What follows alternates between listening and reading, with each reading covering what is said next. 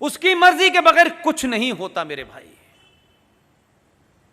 हमारा उस पर यकीन था, है, और जब तक यह सृष्टि रहेगी हम जैसे सनातनियों का उस पर यकीन रहेगा।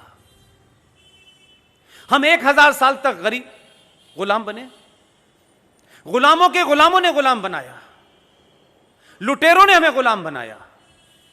आज भी पिछले 70 सालों में मुझे कोई एक हिंदू सनातनी नहीं मिला जिसने यह कहा हो ऊपर वाले ने हमारे साथ बड़ी जाती की है। हम छोटे छोटे कामों को ऊपर वाले को जिम्मेदार देते हैं, यार भगवान ने यह मेरे साथ नहीं किया, यह करना चाहिए था। अगर यकीन रखो तो कंप्लीट रखो, आधा अधूरा मत रखो। पूरे 1000 साल तक गुलाम रहे, गुलाम रहने के बावजूद भी तरह तरह से हमारे धर्म को समाप्त करने की कोशिश की गई।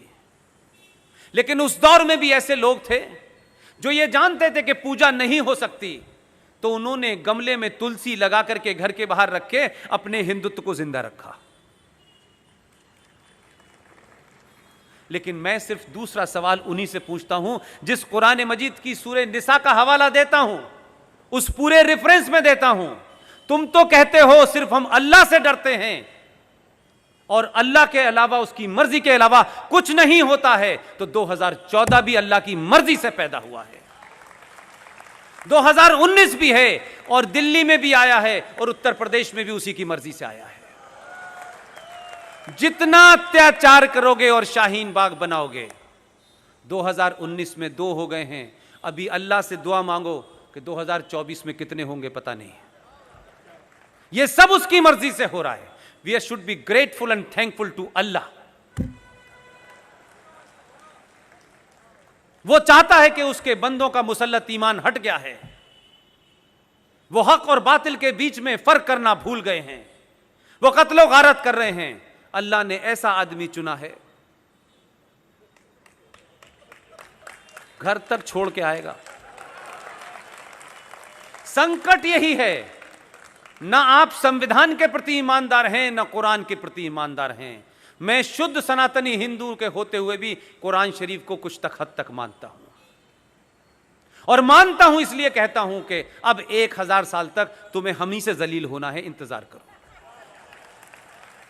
तुमने भी नंगा नाच बहुत खेला है, तुमने आजाद भारत के अंदर जम्मू कश्मीर में, जहां कश्मीरी हिंदू पंडितों ने जोर से कभी गाली तक नहीं दी, कश्यप ऋषि के वंशज इतने लंबे समय से या तो साहित्य लिख रहे थे या दुनिया में ज्ञान बांट रहे थे, तुमने उनको बर्दाश्त नहीं किया। तुम्हारे पूर्वज बदल गए, फारूक अब्दुल्ला का पूर्वज कौन है यह पता लग गया है, इकबाल का पूर्वज कौन था यह भी पता लग गया है। और क्योंकि सनातनियों ने कुछ समझना और पढ़ना शुरू कर दिया है, बचे हुए 30 करोड़ के पूर्वजों के बारे में पता लगेगा।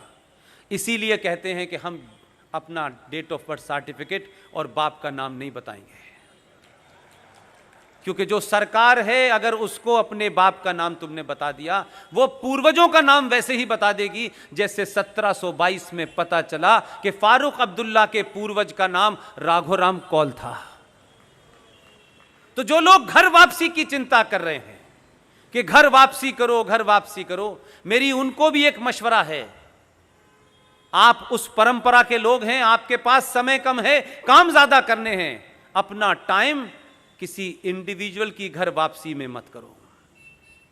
तुमने तो ऐसा लीडर चुना है जो राष्ट्र की वापसी में लग गया है, बड़ा काम करो। और ये राष्ट्र अगर वापस होगा तो 47 में जो जघन्य अपराध हुआ था 370 से, वहीं से शुरुआत की है उसने।